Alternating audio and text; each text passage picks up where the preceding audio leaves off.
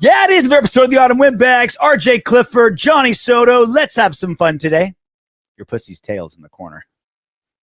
This one? This one, yeah.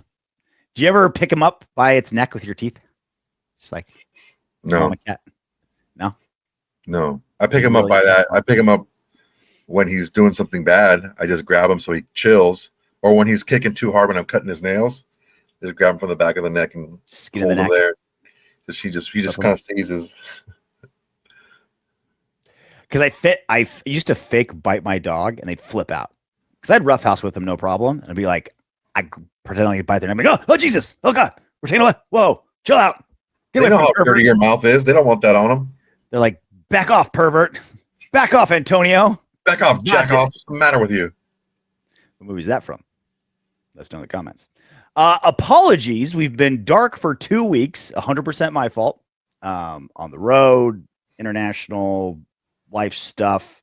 Everything's fine. Just extremely busy. Hope you guys didn't miss us too bad. I lie. I hope you guys cried yourself to sleep every night missing us that much. Probably the most likely scenario. But I did my best, man. I did my best. I put some content out there. I shared it with the Windbag channel from my channel just to give you guys something out there.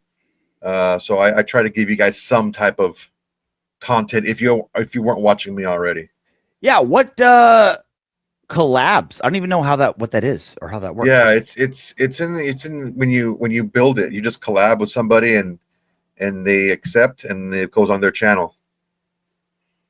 Yeah, pretty cool. I'm like, you know what? It's been a while since we put something up for these guys.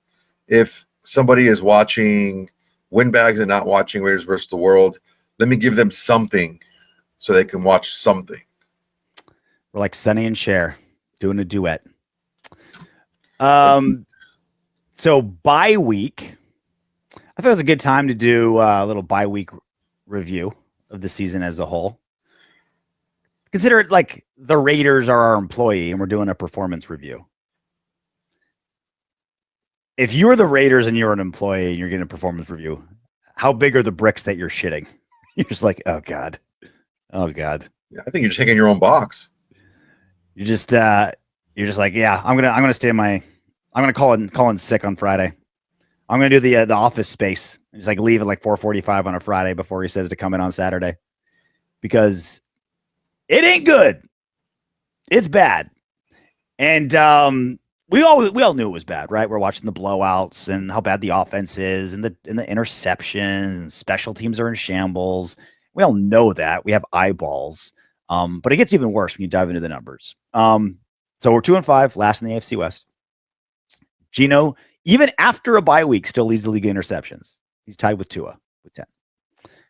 1,417 passing yards, 23rd in the NFL. A QBR of 34, 30th in the NFL. The offense has 276 yards per game, 30th in the NFL. Again, there's 32 teams. 14.7 points per game. That's second worst in the NFL. Thank you, Titans, for not making us the absolute butt cheeks. Just a butt cheek and a half. And that's just the offense. Defense points per game, giving up 25.7. That's 23rd in the NFL. Turnovers. This is what's really killed this last season. It's honestly even worse this season. Turnover differential of -5, tied for second to last. Giveaways, 12. That's second to last. Again, thank you, Titans.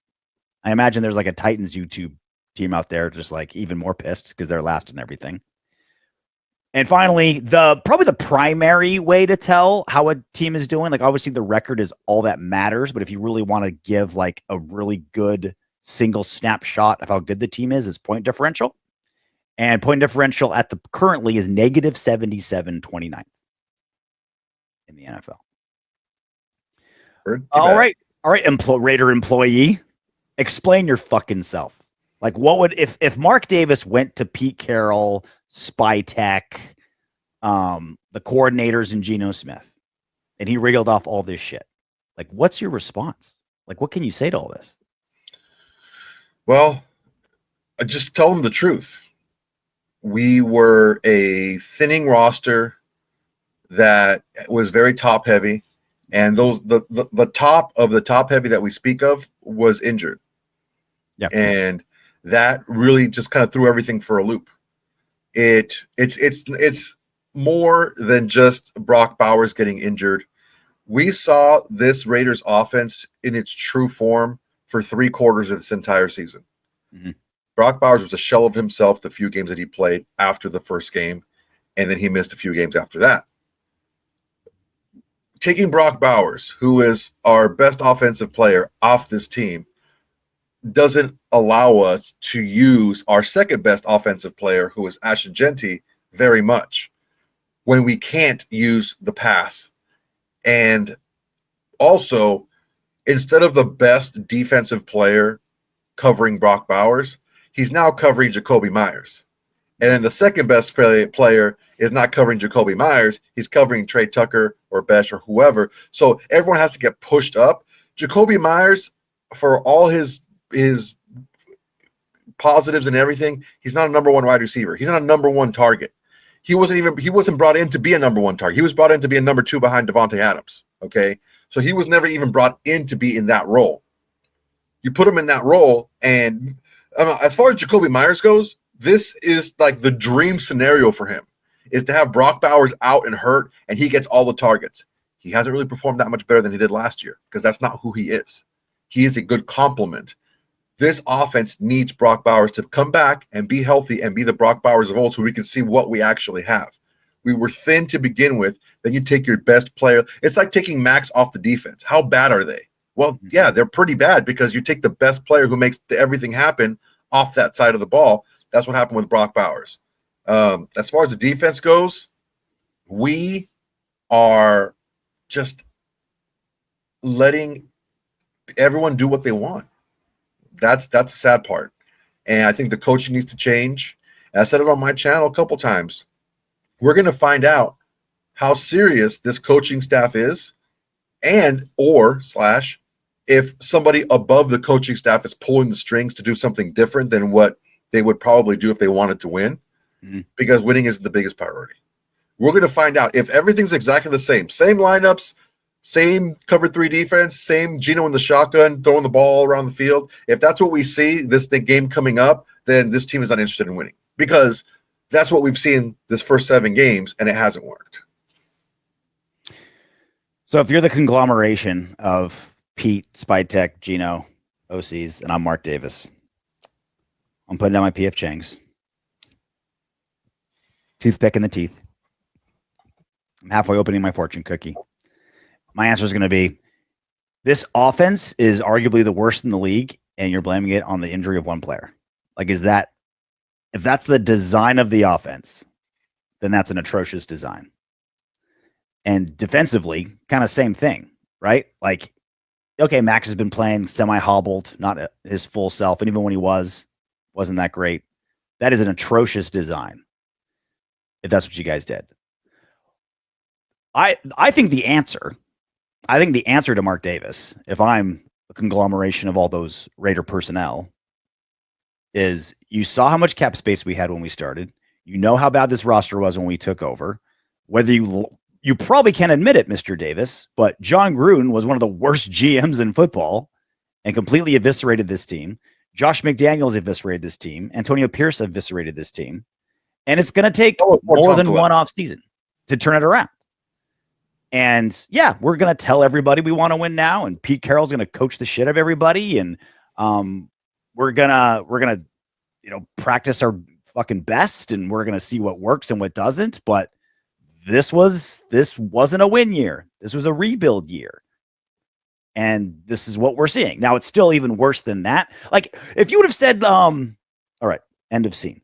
If you'd have told me, Soto, at the beginning of the season, we're going to be 2-5, I'd have been like, not that shocked, right? Like, not that great of a team, bad roster, everything's kind of coming together. Be like, okay, not great, but I can see that. But it's the getting eviscerated, 31-0, Marcus Mariota blowing us out. Like, that's the part that's just like, it's not the wins and losses, really. Like, it's bad, but that's not even really it. It's just like Pete Carroll was supposed to raise the floor.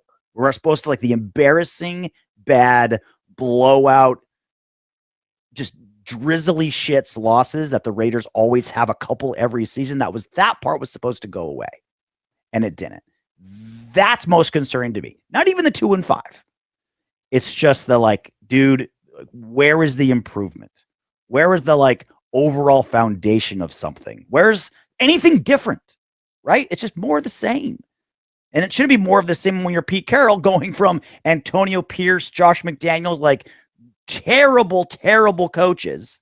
And now we haven't even got to like comparing 2025, 2024. It's even worse. Can you believe this? Pete Carroll is getting worse results than Josh McDaniels and Antonio Pierce. Like, that's the part. I don't know how he's going to talk his way out of that. Well, I think it's twofold. I think that every time you change a regime, you make your roster worse. Mm-hmm. Because there's players that you're trying to build with and play. I think if Telesco would have stuck around another year, I don't think we lose half the people that we lost on defense. I think we keep half of those guys. Yeah. It's like you're trying to build a refrigerator with Sears parts, Whirlpool parts. You know what I mean? Yeah. And it takes time. You don't have those, 5th, 6th round picks that just stuck around and then ended up getting better and better and better. And then when the starter signs somewhere else, you can slide him in and he knows the system. He's played in the same system for a few years. And second and third round picks that fit a vision. Exactly. Right? So it's like first rounders need to walk on water. Second and thirds, you're like, you're really good at this thing. We're going to have you do this thing. And they have a no coach that's, no, I want my guy to do this thing. And it just fucking trickles down. Well, also, to take a step further is you're having to replace those players, those young developing players with 1-year veterans who have stark, holes in their game, or else they would be signed somewhere else, right? They wouldn't sign for a 1-year deal if they were more of a complete player. So that's what you're doing every single time you change a regime is you make the roster worse. So the roster is worse off because of the change from Telesco to Spytek. And I think that Pete Carroll was kind of caught with his pants down a little bit. He's trying to serve two masters right now. He's trying to do what he can to win now, but also keep himself like we got $102 million in cap space next season. $102 million in cap. Now, if our grievance goes our way with Christian Wilkins, tack on another $29 million to that, and we have over $130 million in cap space. Even if Christian Wilkins doesn't go our way, we still have over $100 million in cap space for next season. And that wasn't by accident. Right? Yeah, and you're not going to be able to sign the type of players that are going to move the needle enough for you to win more games and not eat into that cap for next season. So there was some restraints, but also I'm not going to let Pete Carroll off the hook here. He tried to serve two masters. That's why he's playing a defense that fits the players that he has that he feels is the safest. And it's pretty predictable and it's pretty easy to beat as you can see.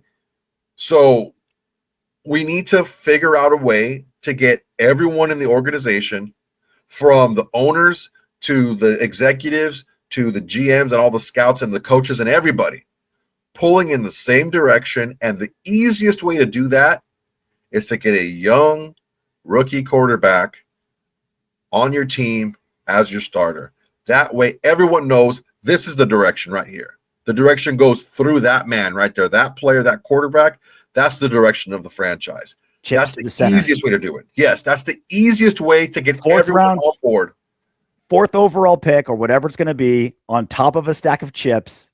Yes, into the center. That's right? And you have to commit to it. Now, regardless if that quarterback pans out or not, that's not what we're talking about here. We're talking about getting an organization. It goes deeper than that. We're talking about getting an organization moving in the same direction, everyone going in the same direction. And that's the easiest way to do it. I like how you put it, because it's something less tangible as the key problem, right? We desperately need corners, clearly. We need linebackers, no doubt about it. O-line's got to get better, no question.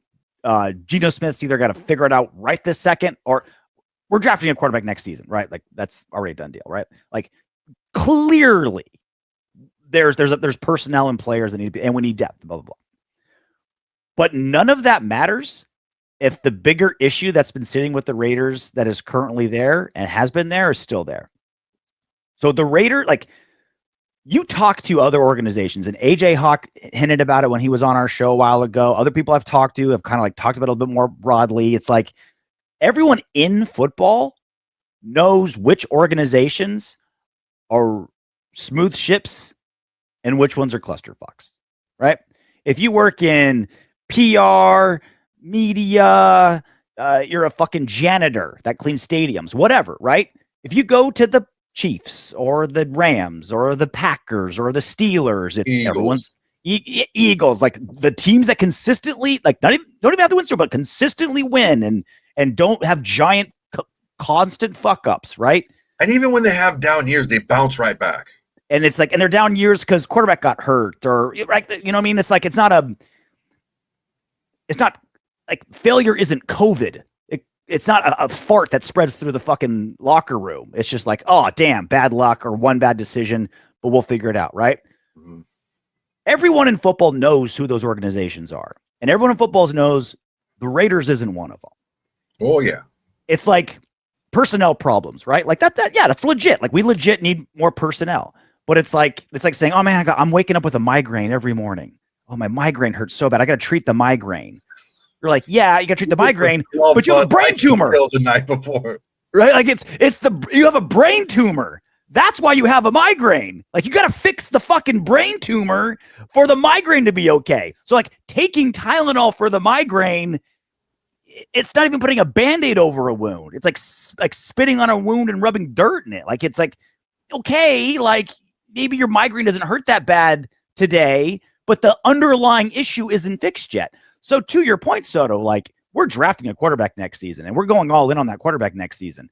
But if that quarterback is going to an organization that from foundationally, everyone's late, no accountability, it's just kind of just like, yeah, like if they're going there, you like that player literally has to be Joe Burrow, Maxx Crosby, guys that walk on water, and no matter where they are, they'll succeed.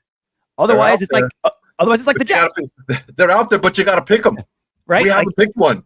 Or even better, get your shit together so a quarterback can thrive. Right? Yeah. But the thing is you have to have that beacon. You have to have that North Star. You have to have that to pick a direction to go in. Because if you don't have that, you're going to have dissension. You're going to have people moving and pulling in different directions. Something needs to feel different. That.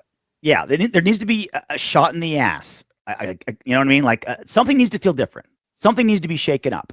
And that was supposed to be Pete Carroll and Tom Brady. It was supposed to be a new regime. Tom Brady, Tom Brady, he's pulled in 1,000 different directions, right? Like he can't run the day-to-day. He just can't, right? Just doesn't have time, right? He's got a line of Instagram models to bang. Hey man, if I'm in the freaking Raiders front office, or if I'm anywhere in the PR, anything in the Raiders right now, I'm dreading the offseason, because if Papa Tom comes in there and starts putting things in order, because things that we've been hearing some grumblings about don't look good, and it's not all in the field either. It's like when Mama says, like when Dad gets home from work, you're getting it. Right? When Tom Brady gets it, last thing this Raider organization wanted is Thomas and time on his hands. My brother is such a jerk, dude. When I would get in trouble and my mom would say that, you're going to be in trouble when we get home, I'm going to tell you that, he would remind my mom, remember you said, I'm like, dude, you're such a hater, bro. You're such a hater. You have a little voice recorder from Home Alone 2. God, dude, he is such a hater. Oh, I just sat there and I was like, all right, I got to tell a funny story. Okay? About my brother being such a hater and about my revenge.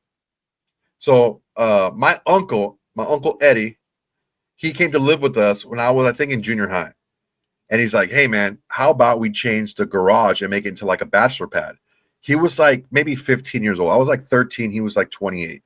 Let's make this garage into a bachelor pad. I'm like, all right, cool. So we worked in the beginning part of the summer and we made it really nice. It looked like a studio apartment, basically. And we lived in it. He and I lived in that garage, and he's like, "Hey man, I got some tapes, and you can watch them if you want. Just don't let anyone know that I told you about them, and you got to put them away because I don't want my cousin Nick. I don't want my son to find them." And I'm like, clean no up problem, after yourself when you're done. No black man. lights. Well, no. That's he didn't have to say that. That was kind of understood. So I'm like, sweet man, thanks. You're the best, you know. And so I was watching them, whatever. And you're not gonna tell me that this is right there and not watch it, right? Well, my mom pulls my brother and I into her bedroom and sits us down on the bed, and we're like, what the hell's going on here, right? Closes the door. I'm like, oh, we're in real trouble, right? What did I do? Or basically, what did she find out that I did, right? And she's like, your Uncle Eddie came to me and someone's been messing with his tapes. And I'm like, okay, I know it's not me because he told me I could. So I know for a fact 100% my uncle would not do that to me. He would come to me and tell me, hey, you left this out or whatever. So I know it's not me. I know it's my brother, right? So I just sat back and I'm like, yeah, man, what happened? What's going on? I don't know what you're talking about. I can deny because I know for a fact it's not me, right? And that was kind of my revenge on my brother to kind of wait him out because I knew I wasn't going to get in trouble. And he was like, all right, leave the room. I want to talk to mom for a second. I'm like, nope. I don't know what you're going to tell her about me. I don't want lies you want to tell her. I need to stay here right now, and I need to hear everything you have to say about what's going on with these tapes. What tapes are you talking about? Oh, it's amazing. It was the only time I saw him get in trouble. And your brother's punishment is he had to watch the tapes with mom in the room. You're going to watch those tapes until they pop. Watch them over and over again. I'm going to watch you jerk off. I'm going to watch you smoke all these cigars. Yeah, I'm going to shove you into this closet. You have to not coming out until you smoked all these packs of cigarettes. I don't know if I effectively conveyed just how good it felt to watch him get in trouble because I knew 100% I wasn't in trouble. And your brother's porn habit ended forever that day. Thanks, I don't Mom. think he's watched it since. Thanks, Mom.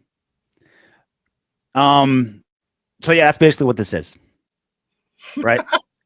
Good segue. We're basically a bunch of jerk offs waiting for mom to get caught, and Tom Brady's gonna be the one that watches porn with the little kids. We just have perfect analogy. I can't express enough how important it is for us to pick a direction and stick to it. Just stick to it. I think more so than coming in here and winning and all. I think it's settling the ship. We've been in tumultuous, stormy waters for quite some time now. Our ship has been tossed back and forth in these storms. We need to get somebody to steady the ship, pick a direction, and move the ship in that direction. We have to have that. We can't have more. I hear all this, fire this guy, fire that guy, fire them. I'm like, dude, it's just, when is enough going to be enough? We got to stop with that mentality because every time we change a regime, our roster gets worse and worse every single time it happens.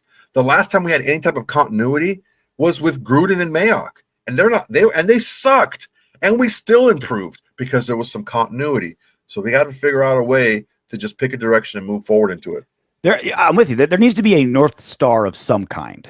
And sometimes that is a new head coach, right? Like, again, like Pete's not going anywhere this year unless he wants out, right? I'm not saying get rid of the coach, but to your point, a brand new quarterback where kind of like everyone gets by. There needs to be something that cuts through the noise because the noise in Las Vegas is just muffled and it's erratic and it's like unaccountability and it's just a mess.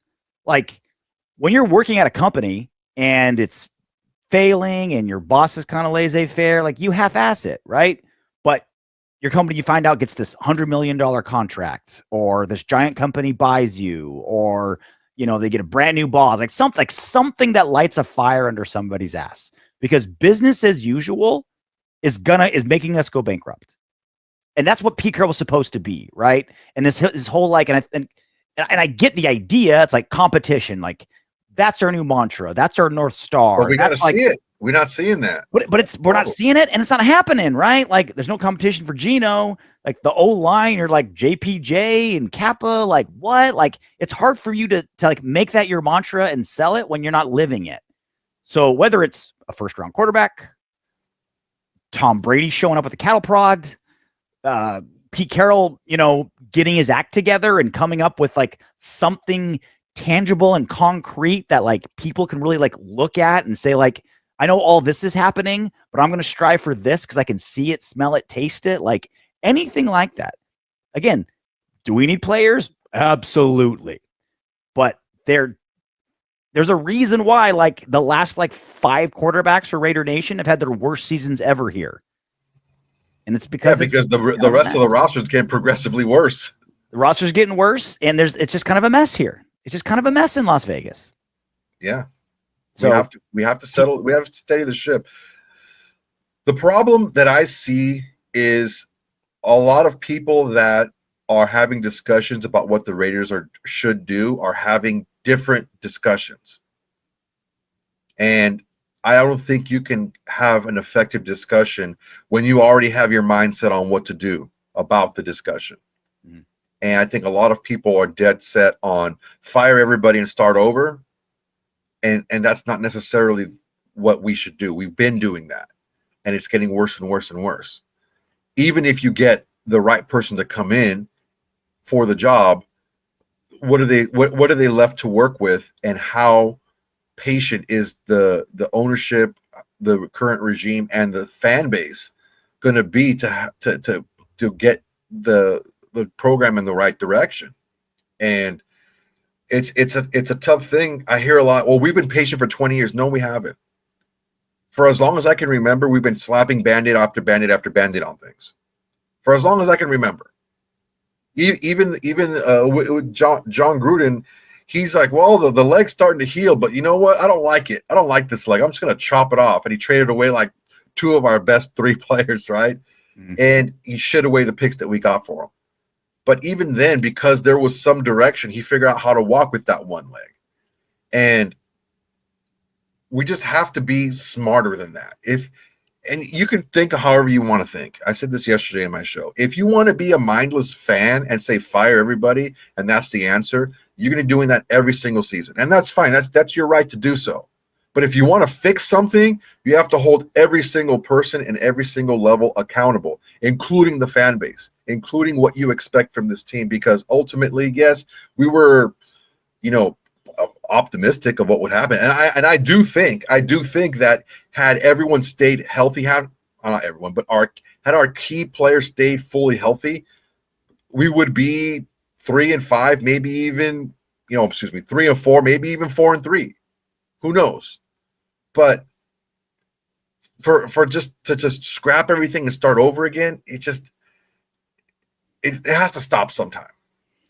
I fully understand the emotion of wanting to wipe the slate clean and start over. Yeah, I feel you people. Right. We do. We feel the same thing you feel, and probably even more so. But like, you got to turn this off for a second and make sure this takes over. Look, when I was a wrestling coach in high school, right, I would tell my guys, especially at the high school level, I would rather you do the wrong move 100% than the right move half-assed. It is more effective to maybe your double leg's a little too high, your setup's a little off, but if you fucking go 100%, if you blast through that guy as hard as you can, that's better than you kind of like, oh, do I high C here? Do I switch singles here? I'm going to kind of underhook, but then maybe no, just fucking go. And that's what Jon Gruden brought. Like, for all of Jon Gruden's faults, he was the North Star. He was the North Star because he was in charge of everything. As bad of a personnel guy as he was, I thought he was a good coach. Just terrible personnel. He's a great X's and O's coach, and he does manage a game well too. And I think he's a good motivational guy too. Like, I think Jon Gruden's a good coach with some serious faults. Terrible GM, but we had the conversation a million times. But at least even him as a bad GM, at least there was a North Star. There was a place, there was a direction, there was a voice that was in charge, there was something tangible. He was bigger and louder than the clusterfuckery, that oozing fart that's been wafting around Raider Nation. He was bigger than that. He was louder than that. And the focus was on that, not the, oh, I'm going to come in late or, oh, this guy screwed up. Who cares? It's like, nope, there's something bigger. We need something like that. Even like you said, Jon Gruden was taking us places before Roger Goodell released those emails and had him, torpedo his career. Can we talk about that for a second?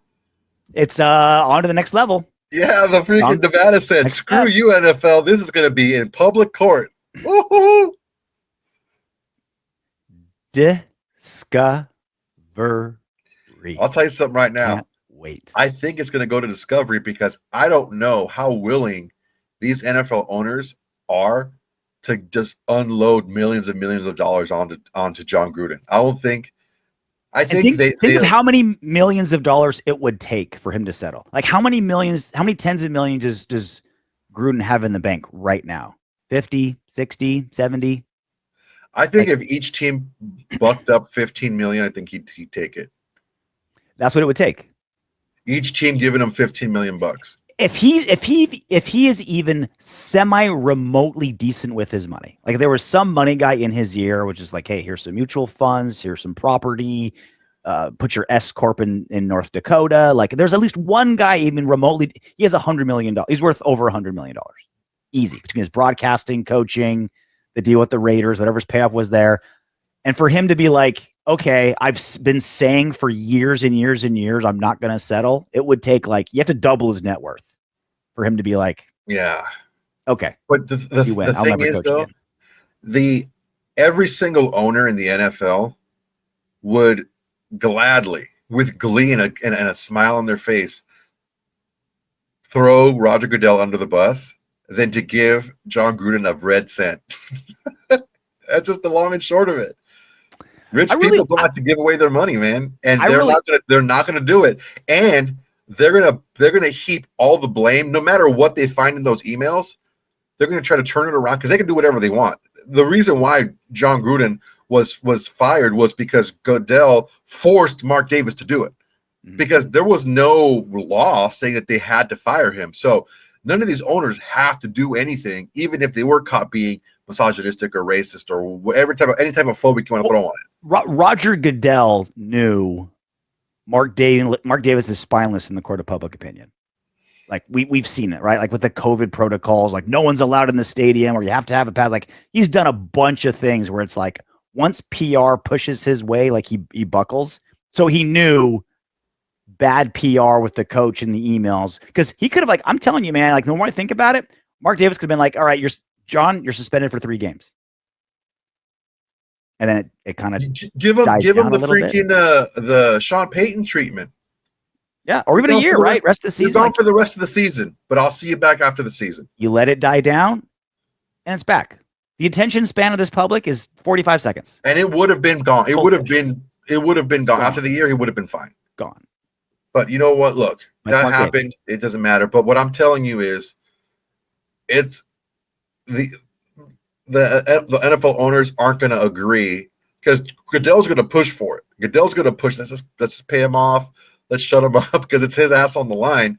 Because 32 owners can't get fired from their own league. No. I really wonder what the owners think of Goodell and Gruden, because like Goodell's made them richer and richer and richer every year, right? Like he's a big part. Like, the NFL's the world's biggest ATM machine, right?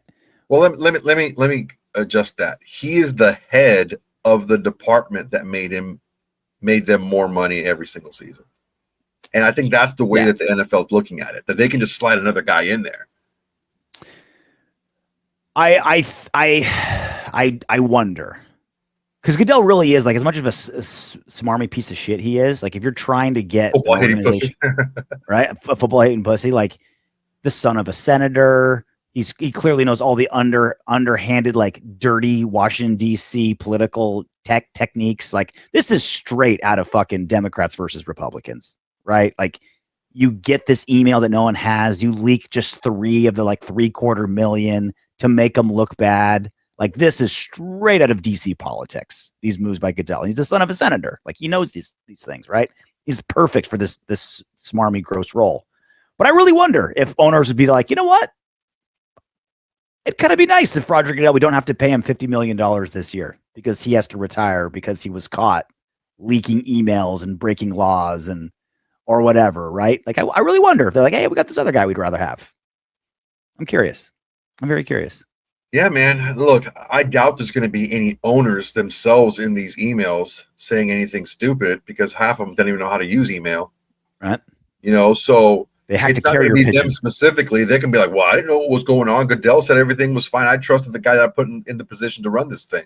Mm-hmm. So it's just basically right now it says NFL, but it's Jon Gruden versus Roger Goodell right now is what it is. And Roger Goodell has to know that they will throw him under the bus and hold him there so fast before they spend a penny. Beep, beep, beep. Oh yeah, beep, we're talking about beep. bulldozer time for sure. My coworker is a Charger fan. He's just like, you know what, dude? I hate everything Raiders, but like I have to side with Gruden on this. Like I gotta stop. I'm like, hey, don't look at it as siding like with the Raiders. Look at it as siding against Roger Goodell. He's like, okay. Like that's how you get the public on our side. It's like, you know that smarmy piece of shit, football hating pussy Roger Goodell? You're not joining the Raiders. You're not joining Gruden. He's finally been caught red-handed. Like it's obvious what happened.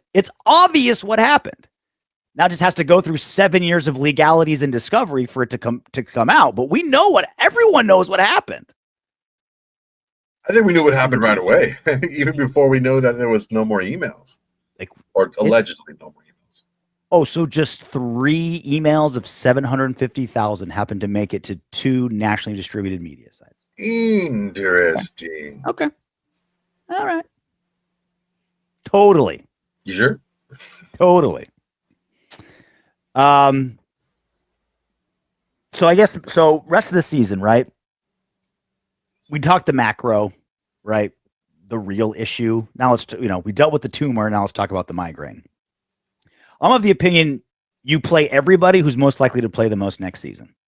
I think that's kind of where we should be, right? Like the 1-year guys, unless you think if you're still trying to test them to kind of see like, hey, maybe we'll keep this guy next season. I'd rather see the young guys play, especially on the O-line. We got a bunch of like 1st and 2nd year players that just haven't even sniffed the field. Even if they're terrible, let's find out. Right? Like we got Dorian needs to be getting some serious snaps.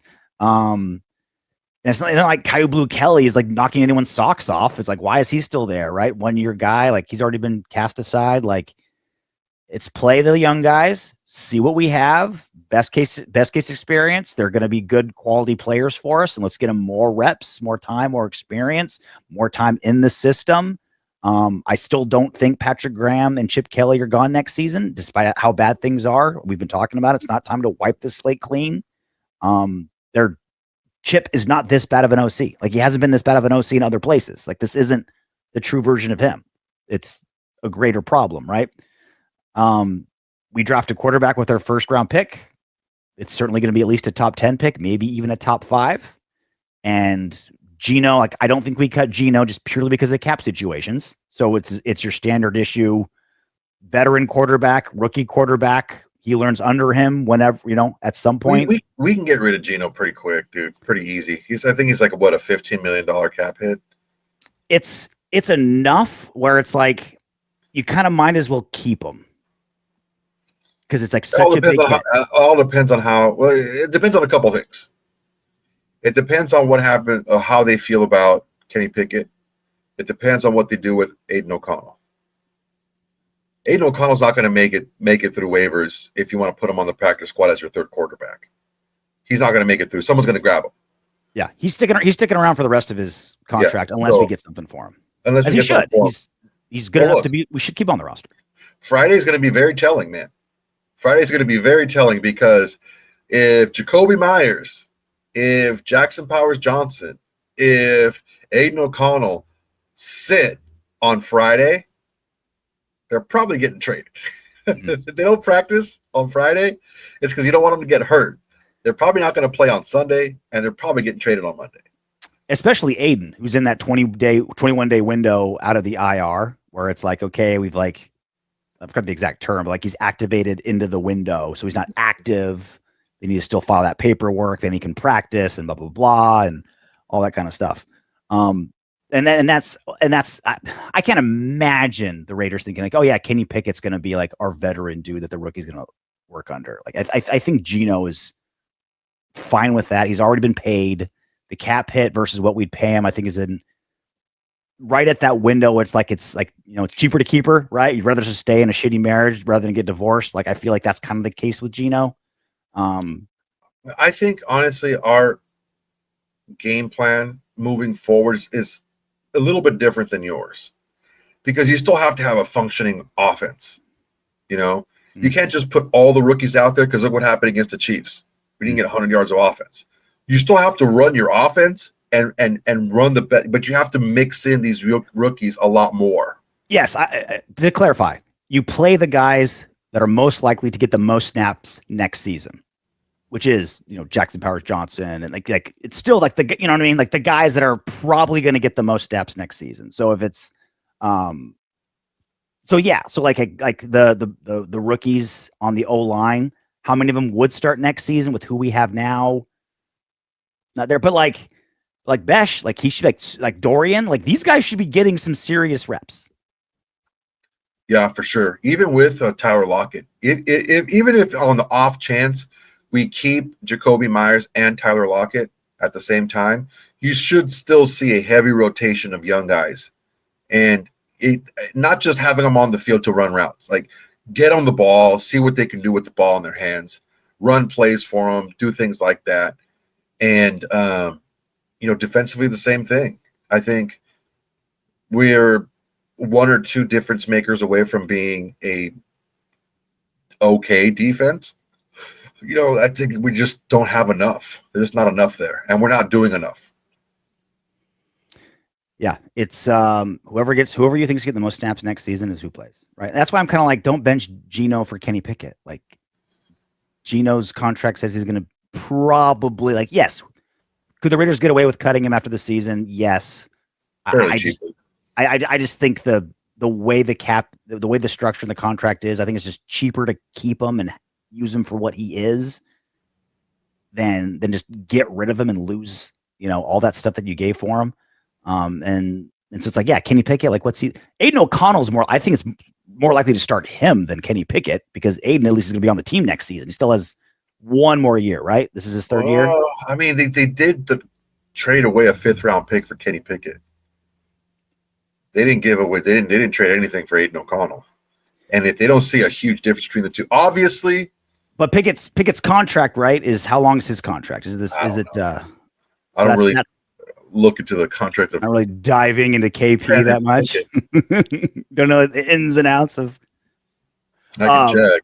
Well, look, that was already stupid, right? Like if they had a backup quarterback they believed in, they would have started him already, right? Like Geno's led the league in interceptions for like 4 weeks. Like if they believed in him or thought he'd be a guy or someone to keep around, like he would have played already, Kenny Pickett.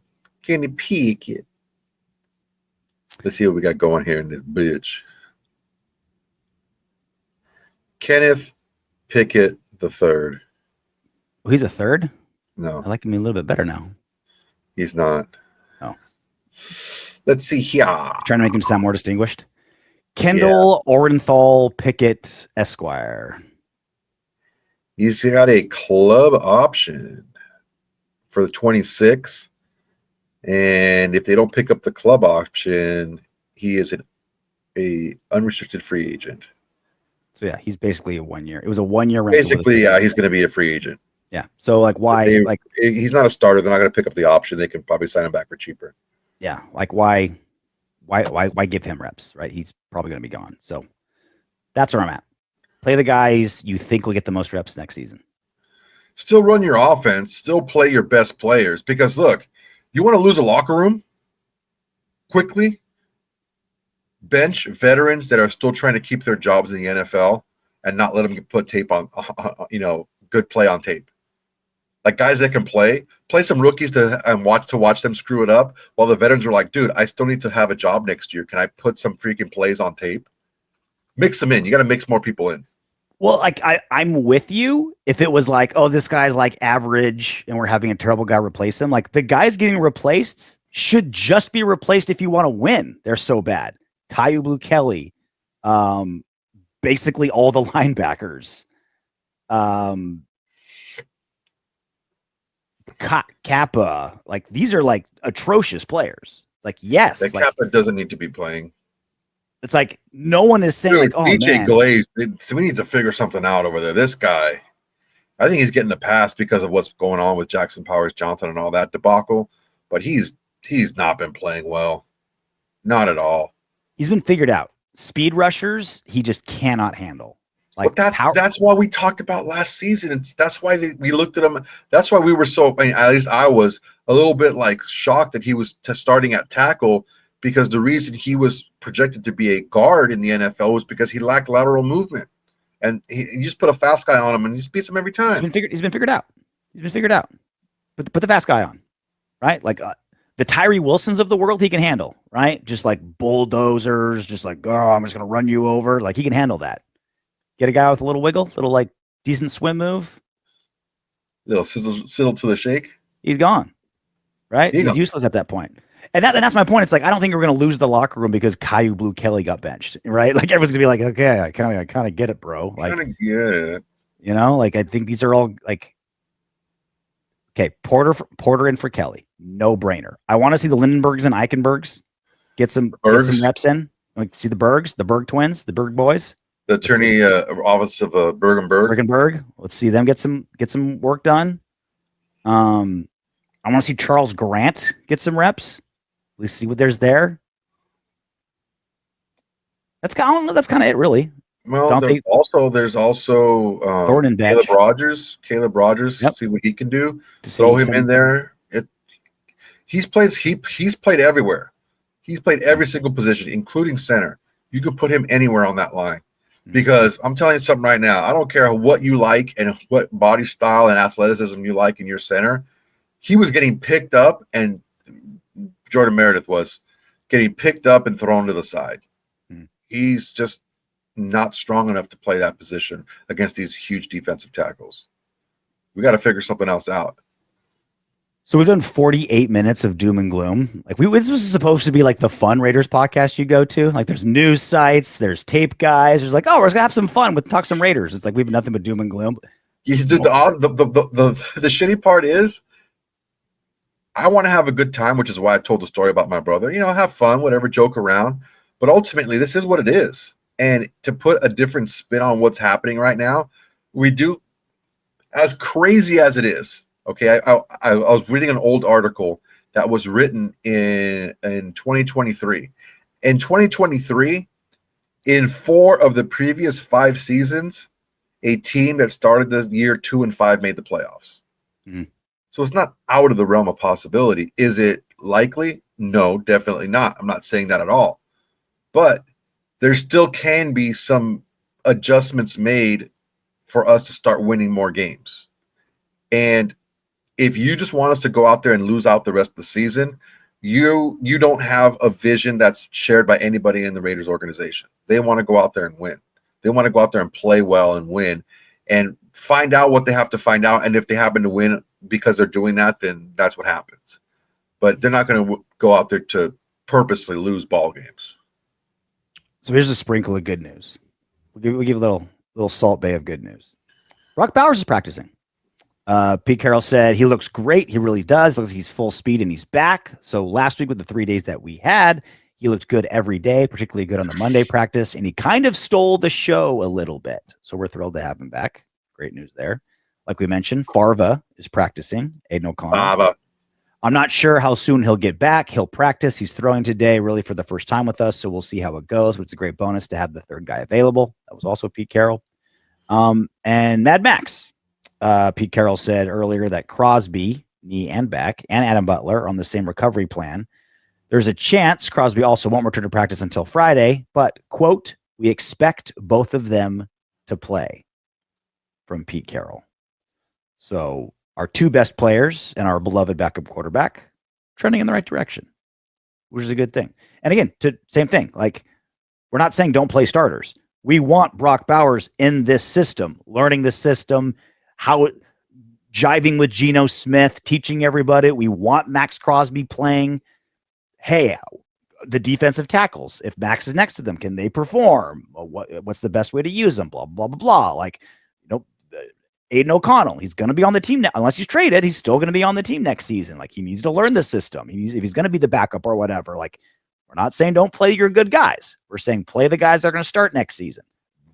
There's at least two best players getting back. And to the point that we were talking about, Soto, you need. I keep using Joe Burrow as an example because it's still fucking a miracle that he got the Bengals to the Super Bowl. Brock Bowers and Maxx Crosby have proved no matter how bad everything is around them, they can still perform. They can still deliver. And you want those guys infecting everybody else, right? Like Brock Bowers, Maxx Crosby, probably there's a small handful of other guys that are just like, look, all this bad's happening, I'm immune to it. I can still, it's the really good wrestler on the bad squad, right? That's still like, no matter how bad the rest of the team's doing, he still does well. It's like, it's those guys, and you want their good aura pushing back to the shit aura. Yeah, and these best players that you have, they make other players better. So you want to put these players in the most advantageous position to show you what they can do. You can't see what a young player can do when your best players aren't playing. You just can't, especially when you're playing against the other team's best players. You got to get these guys in the mix of your offense and defense. Ready to do some What Up Windbags? Yes, let's do it. Solomon Mitchell, thank you so much for being a member, longtime member. I wrote that comment of steadily improving after the Bears game. Laughing emojis. It seemed like after 240 plus on the ground, we were on the up and up. Boy, was I wrong. It wasn't that long ago. There was like a pretty good hint of optimism with the run game. Yeah. A couple of things, man. These little things, when you don't have a deep team, as small as your backup tight end, who is probably your best blocker on special teams. Jonah Laulu was the guy that let the block in, or the rusher to block the field goal.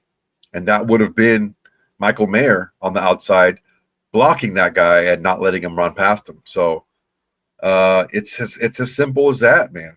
Also, that was Ian Thomas, the guy that didn't block the Colt that blocked the punt. That would have been Michael Mayer too. That's where he plays. You want to, so like we open the show with like how bad like the turnover differential is, the offense. Nothing is worse on this team than special teams.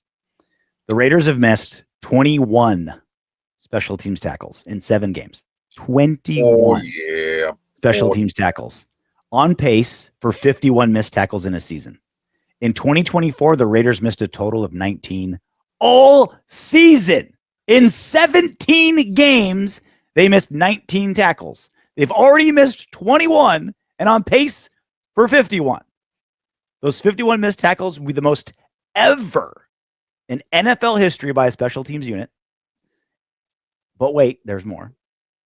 They've allowed 1,250 return yards last season, and they're on pace for 2,084 yards this season, which would be the most in a decade. Yeah, it's bad in a lot of places.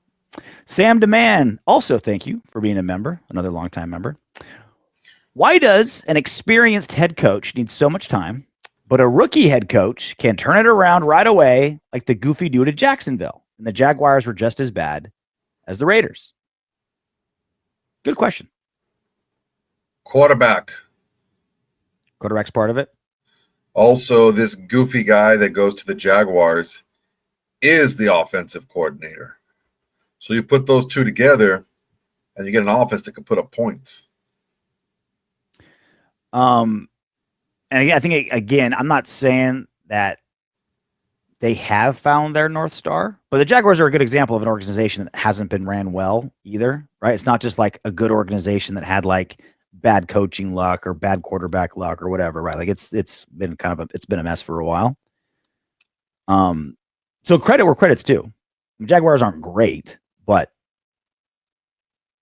turning things around, like credit where credit's due. Roland, who's their GM? Gladstone. He's been there a while. Yeah, no regime change. Yeah. The regime hasn't changed. The head coach changed, but he's been there for quite some time. Actually, no, never mind. No, he was hired in February. He was hired in February. Never mind. Well, that sucks. Never you mind. Roland Orantes. The issue in offense, in my opinion, is that Chip doesn't trust Geno to open the playbook. Just my opinion. I think it's the opposite. You took the words right out of my mouth. Like, it was open for like 6 quarters. And as open as his butthole. It was way too open. Super loose butthole. That's not how Geno has ever been successful. Is you stick him in the shotgun and you just let him throw. Even when he had 3 at the time elite, if not very good targets, he doesn't have 3 of those. He has 1 of those right now. He had 3 basically Brock Bowers guys ish, if not there around that level. Jackson Smith and Digba, a younger Tyler Lockett, and DK Metcalf. He had that, and even then, you didn't stick him back in the shotgun and let him throw the ball all around the field. You know what I'm saying? Mm-hmm. So, like, why would you do that now when you have not even 1 of those type of targets on your team? Doesn't make sense, man. I mean, look, you could say all you want that running was in the game plan. We wanted to run. We wanted to run the ball. The game got away from us. In the second drive against the Chiefs, when we went 3 and out, but we got saved by a penalty, a roughing or holding penalty in the secondary that gave us a fresh set of downs when Geno Smith got sacked on the 3rd down. We got a fresh set of downs. So you can't blame the down and distance. You can't blame the score was only 7-0 at the time. It was our second drive of the game. After getting that freebie gift of a first down, we threw the ball 3 times in a row. So you can't sit here with a straight face and lie to me and tell me that you want to run the football when you had a great opportunity. When you haven't run, you only run the ball once until then, and you throw the ball 3 times in a row. I'm not saying Ashton Jeanty is LaDainian Tomlinson. I'm not saying he is that at all. Not at all. So don't jump on me for that. But no matter the score, no matter what was going on, the Chargers found a way to get the ball to LaDainian Tomlinson. You got to find a way to get the ball to Ashton Jeanty. I think the first game was just simply the Pats were unprepared. They're like, all right, new head coach, new owner, new quarterback, new OC. They're like, all right, Pete Carroll, Chip Kelly, they're going to run the ball. They're going to run the ball. Let's stack the box. They're going to like ride Ashton Jeanty, and Geno had guys open, right? Brock was healthy. No one knew that, like our receivers are like pretty decent, right? Like people were like, oh, Trey Tucker's like legit, and like Brock Bowers is Brock. So it's like it kind of caught them off guard. And then once everyone realized, like, oh, the run blocking's trash. And once you can cover guys for like 2 seconds, Geno has no timing, and then he freaks out. Blah, blah, blah. He's like freaks out. And he just like starts running for his life and starts like make something out of nowhere. It's like you just got to get him there, then you're fine. And it's been figured out. That's why he leads the league in interceptions. All right, that's it for us. I just realized something, Soto. Realized this yesterday. Our 5-year reunion is in December. The very first episode of the Autumn Windbags was recorded December 14th, 2020. Happy almost half decade. What's the anniversary stone for 5 years? Pearl? Kidney stone. Kidney stone? I will bestow you a kidney stone. Better drink some more Slurpees and build one up. All right, that's it for us. Enjoy the game this weekend, everybody. Bye week is over. Football begins. Let's pray for some young guys getting some reps. Let's pray for some healthy starters that will be playing next season. And let's keep praying for a North Star for the ship to sail to. Because until that happens, we're just kind of spinning in the chum.